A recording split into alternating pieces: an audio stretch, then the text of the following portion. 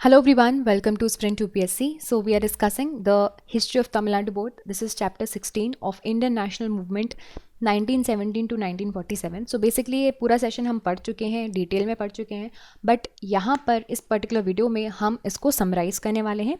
ठीक है, तो चलिए स्टार्ट करते हैं. Third phase of Indian national movement. पहले आप देख लीजिए कि इस चैप्टर में क्या क्या कॉन्टेंट्स थे. तो गांधी जी आए थे इस पूरे मूवमेंट में. इसको गांधी नेहरा भी बोला जाता है. पूरे 1917 से लेके 1947 तक.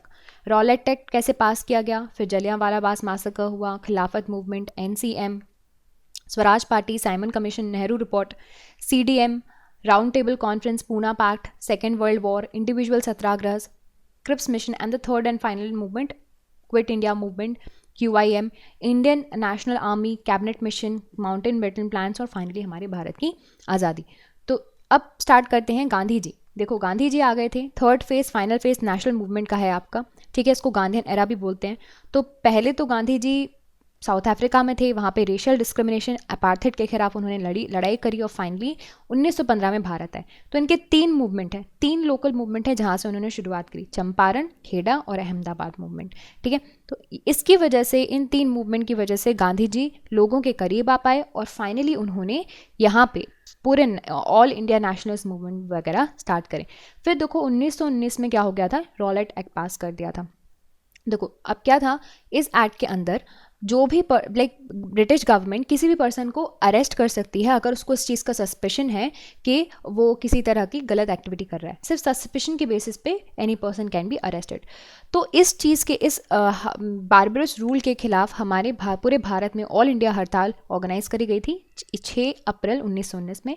2 prominent leaders doctor Satyapal and doctor Saifuddin Kitchlew, उनको अरेस्ट कर दिया गया था अमृतसर में. उसी चीज़ के अगेंस्ट में हमारे अमृतसर में लोग इकट्ठे हुए और एक्चुअली ये अमृतसर में लोग बैसाखी के फेस्टिवल के लिए भी इकट्ठे हुए थे. तो ये उसके बाद ही आपका हुआ था जलियांवाला बाग मैसेकर. तो क्या हुआ, अप्रैल 13, 1919 में British troops which fired a large crowd with who was unarmed Indians, right? तो एक जलियांवाला बाग में ये लोग मिलने आए थे ओपन स्पेस में, अनआर्म थे, सिविलियंस थे. ठीक है, और आपके जो जनरल डायर हैं उसने ओपन फायर ऑर्डर कर दिया. उन सबको ओपन फायर की गई. इसमें several hundreds of people they were killed and bounded. और आप देखोगे एक टर्निंग पॉइंट हो गया था ये भारत के नेशनल हिस्ट्री का और मॉडर्न हिस्ट्री का, जिसने एक बहुत ही अच्छा थ्रस्ट दिया, एक परमानेंट स्कार भी दिया और लोगों को एक ब्रिटिश रिलेशंस के बीच में लोगों को समझ में आ गया था कि ये लोग क्रूल बन सकते हैं, राइट. और इसके बाद ही गांधी जी ने फुल ऑन कमिटमेंट लिया था कि वो इंडिया को, भारत को इंडिपेंडेंस दिला के रहेंगे और national, all India national movement करेंगे. खिलाफत मूवमेंट भी चल रहा था. तो देखो तुर्की के साथ जो वॉर हो रहा था, फर्स्ट वर्ल्ड वॉर की अगर हम बात करें तो वो मेन कॉज था. ठीक है, वहाँ से हमारे यहाँ से इंडियन मुस्लिम्स का भी सपोर्ट मिल रहा था उनको. और फिर फाइनली खिलाफत कमेटी 1919 में जो है बना दी गई थी. पूरी कंट्री ने उस दिन पे खिलाफत डे ऑब्जर्व किया था. गांधी जी ने इस चीज़ को सपोर्ट किया. वो ये भी चाह रहे थे अगर इस चीज़ को सपोर्ट कर देंगे तो हिंदू मुस्लिम यूनिटी भी आ जाएगी. ठीक है, जो कि इंडिपेंडेंस दिलाने में मदद करेगी. तो खिलाफत मूवमेंट के साथ ही नॉन कॉपरेशन मूवमेंट स्टार्ट हो गया 1920 में. ठीक है, नॉन कॉपरेशन मूवमेंट क्या था, तो ये एक ऑल इंडिया लेवल का मूवमेंट था जिसमें गांधी जी क्या कर रहे थे, ब्रिटिशर्स से बोल रहे थे कि रॉलेट एक्ट ले जाओ. और एक्चुअली रीज़न क्या था, जलियांवाला मैसेकर, खिलाफत मूवमेंट, ये तीनों रीजन थे जिसकी वजह से एनसीएम आया.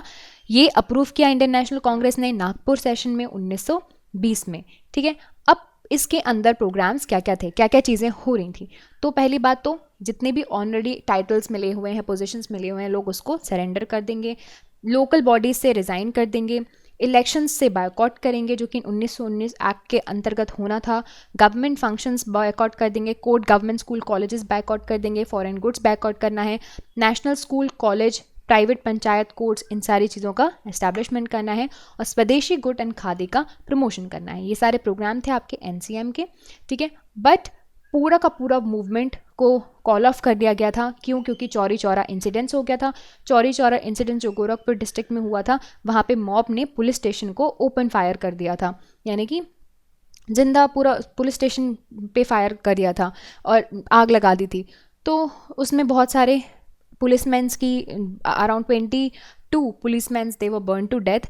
तो ये चीज़ गांधी जी को पसंद नहीं आई, क्योंकि वो तो हमेशा नॉन वायलेंस का जरिया अपनाना चाहते थे। तो उन्होंने ये पूरा का पूरा जो मूवमेंट है उसको कॉल ऑफ कर लिया। ठीक है, अब बात करते हैं कि इस मूवमेंट का क्या क्या सिग्निफिकेंस रहा। तो एक रियल मास मूवमेंट था जिसमें सारे सेक्शंस से लोग पार्टिसिपेट कर पा रहे थे, और यहाँ पे नेशनलिज्म का जो है actual you can say spread हुआ in the specially in the remote corners of India. Hindu Muslim unity आई, और it also demonstrated the willingness and ability of the masses to endure hardship and make sacrifices. Okay, Swaraj party का formation हुआ। फिर उसके बाद जैसे ही NCM suspend हो गया, कांग्रेस पार्टी में फिर से गया सेशन में स्प्लिट हो गया था। स्वराजिस्ट चाहते थे कि वो क्या करें, काउंसिल इलेक्शंस करें, गवर्नमेंट को उसके अंदर घुसकर ही, यानी कि गवर्नमेंट का पार्ट बनकर ही उसको रैक करें। In the central legislative council Motilal Nehru वो लीडर बने पार्टी के, and whereas Bengal party in Bengal the party was headed by C R Das. तो इनके अंदर एक कमेटी भी फाइंड की गई। उन्होंने सिस्टम ऑफ डायरची को भी उन्होंने थोड़ा भाव दे दिया था। But after passing away of the C R Das in June 1925 party थोड़ी थोड़ी वीकन होने लगी।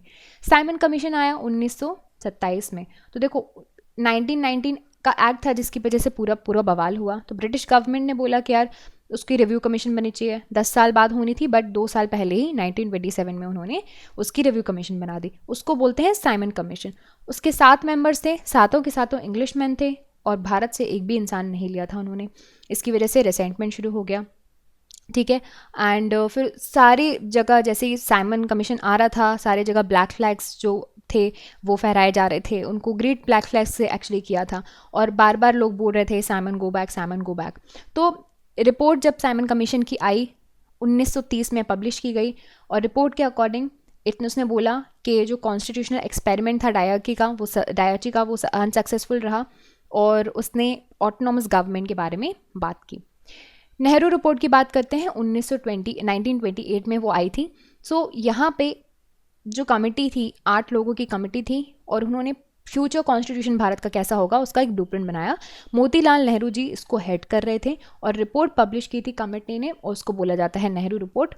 क्या क्या मेन हाईलाइट्स है? डोमिनेंट स्टेटस भारत को मिलना चाहिए, फुल रिस्पॉन्सिबल गवर्नमेंट होनी चाहिए सेंटर पे, ऑटोनॉमी मिलनी चाहिए प्रोविंसेस को, clear cut division of power होना चाहिए सेंटर एंड प्रोविंसेस के बीच में, और बाईकैमरल लेजिस्लेचर होना चाहिए। ठीक है, अब बात करते हैं कि उसके बाद क्या हुआ। 1930-34 के बीच में आपका सेकेंड मूवमेंट स्टार्ट हो गया, सिविल डिसोबीडियंस मूवमेंट। ठीक है, तो इस टाइम पे ड्यूरिंग दिस सेशन ये जो पूरा आपका कांग्रेस है वो प्रिसाइड कर रहे थे जवाहरलाल नेहरू, और उन्होंने पूर्ण स्वराज रेजोल्यूशन यहाँ पे पास किया। तो गवर्नमेंट ने नेहरू रिपोर्ट को एक्सेप्ट नहीं किया था। फिर कांग्रेस ने कहा कि हम सिविल डिसोबीडियंस मूवमेंट अब करेंगे। तो 26 जनवरी 1930 में the day of independence Congress इसको एज ऑब्जर्व करता है, और फिर यही डेट थी जो हमने हमारे यहाँ अडॉप्ट भी करी है। सिंस दैट डे हम इंडिपेंडेंस डे जो है ऑब्जर्व किया जाता था उस टाइम पे। और फिर 12 मार्च 1930 को गांधी जी ने अपना फेमस डांडी मार्च भी स्टार्ट कर दिया था, और वो इनिशिएशन था सिविल डिसोबीडियंस मूवमेंट का। और ये डांडी मार्च किसके खिलाफ था? सॉल्ट लॉज के खिलाफ था। उन्होंने सॉल्ट लॉज ब्रेक किए थे, डिसो भी किया था किसी भी लॉ से। ठीक है, तो इसी चीज़ के रिएक्शन के चलते हुए ब्रिटिशर्स ने उनको जेल में डाल दिया, इम्प्रिजन कर दिया। फिर देखिए, फिर आता है next event, second round table conference. तो ये जो है 1930 में नवंबर में लंदन में ऑर्गेनाइज की जा रही थी। इसको सारे कांग्रेस मेंस ने बायकॉट किया था। ठीक है, on 8 March 1931 Gandhi Irwin pact sign किया गया। फिर finally second round table conference हुई। गांधी जी ने पार्टिसिपेट किया कॉन्फ्रेंस में, बट वो डिसअपॉइंटेड घर वापस आ गए, क्योंकि कोई डिमांड नहीं उनकी मानी गई थी। ऊपर से कम्युनल क्वेश्चन आ गया था।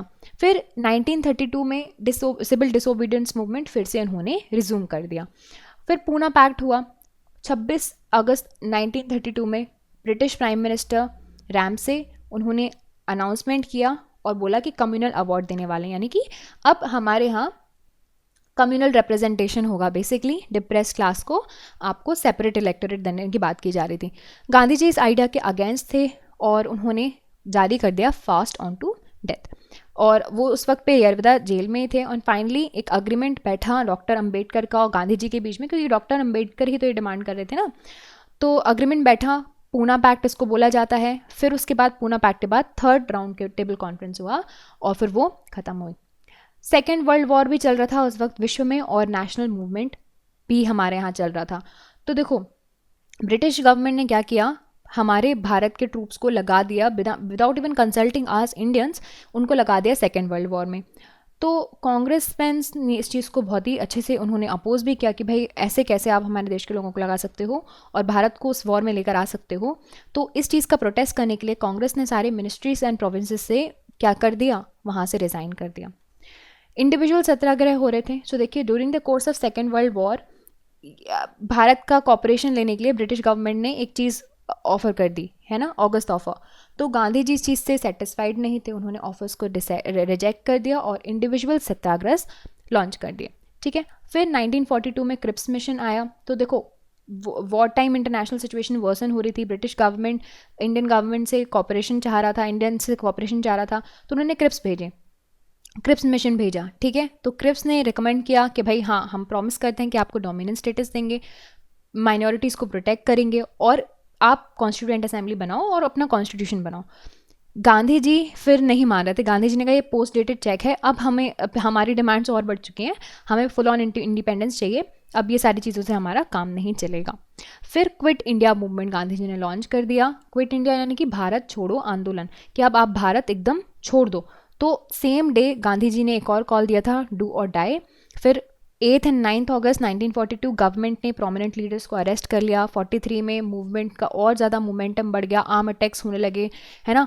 1944 में गांधी जी को रिलीज़ कर दिया गया। Quit India movement was the final attempt for the countries movement freedom, जिसमें सारे सेक्शन सारे लोग आके एक साथ लड़ रहे थे। फिर बात करते हैं इंडियन नेशनल आर्मी। इसका भी बहुत बड़ा रोल रहा है हमारे नेशनल मूवमेंट में और सबसे ज़्यादा तो रोल रहा है सुभाष चंद्र बोस का। ठीक है, तो रिवॉल्यूशनरी इनकी एक्टिविटीज़ जो हैं they are incomparable. And Subhash Chandra Bose जो थे वो एक्चुअली सिंगापुर पहुँचे और उन्होंने एक राउजिंग वॉर क्राई दिया, दिल्ली चलो, राइट। INA इन्होंने जो बना हुआ था उसके 3 ब्रिगेड्स थे, Subhash brigade, Gandhi brigade, Nehru brigade और वुमेन्स विंग था रानी लक्ष्मीबाई। तो जापान एक्चुअली वर्ल्ड वॉर चल रहा था, जापान को ये सपोर्ट करते थे। जब जापान ने सरेंडर कर दिया 1945 में, INA भी फेल हो गया। तो INA ट्रायल्स जो थे फिर करवाए गए और फिर वो रेड फोर्ट दिल्ली में हुए थे। कैबिनेट मिशन की बात करते हैं तो फिर देखो सेकेंड वर्ल्ड वॉर ख़त्म हो गया, लॉर्ड एटली प्राइम मिनिस्टर बन गए थे इंग्लैंड के। और फिर 1946 में एटली ने हिस्टोरिक अनाउंसमेंट किया कि वो right to self determination and framing of constitution of India. ठीक है, तो सब्सिक्वेंटली 3 मेंबर्स थे आपके कैबिनेट के, उनको भारत भेजा गया और उसको कैबिनेट मिशन बोला जाता है। फिर माउंटबेटन प्लान आया 1947 में। प्राइम मिनिस्टर एटली ने हाउस ऑफ कॉमन में जो है अनाउंस किया कि ब्रिटिश गवर्नमेंट अब सारे पावर्स इंडियन रिस्पॉन्सिबल गवर्नमेंट को ट्रांसफ़र कर देगी और यही जो है आपका इसी पावर के चलते Lord Mountbatten first viceroy of India बने। एक एक्सटेंसिव कंसल्टेशन के बाद लॉर्ड माउंटबेटन ने पार्टीशन ऑफ इंडिया का भी प्लान बनाया और नेशनल आपके जो इंडियन नेशनल कांग्रेस है और मुस्लिम लीग है, अल्टीमेटली उन्होंने माउंटबेटन प्लान को अप्रूव कर दिया। इंडियन इंडिपेंडेंस एक्ट 1947 की बात करते हैं तो British government accorded formal approval of the Mountbatten Plan by enacting the Indian Independence Act 1947। फिर फाइनली 15 अगस्त 1947 को इंडिया और 14 अगस्त 1947 को पाकिस्तान, 2 ऐसे इंडिपेंडेंट स्टेट बन गए। सो ये हो गया आपका history, third and final movement actually event of your national movement. I hope आपको ये सारी चीज़ें समझ में आई हूँ। And if you like this video you can subscribe to the YouTube channel for more videos and updates and also you can download the Sprint UPSC app to practice book chapter and topic wise. Remember candidates, just reading books and watching videos are not going to help you out unless you practice thoroughly. So identify your mistakes and work to improve your performance and Sprint UPSC is the perfect app to do all of this. अगर आपको video पसंद आया हो तो हमारे YouTube channel को subscribe कीजिए और वीडियोज़ एंड अपडेट्स के लिए साथ ही साथ डाउनलोड कीजिए स्प्रिंट UPSC ऐप। यहाँ पर आप अपनी book chapter and topic wise practice कर सकते हैं। देखिए सिर्फ बुक पढ़ने से और वीडियोस देखने से मदद नहीं मिलेगी जब तक आप अच्छे से प्रैक्टिस नहीं करोगे। तो अपनी मिस्टेक्स को जानिए, परफॉर्मेंस को इंप्रूव कीजिए और स्प्रिंट UPSC इसके लिए परफेक्ट ऐप है। I will see you soon in the next video. Thank you very much.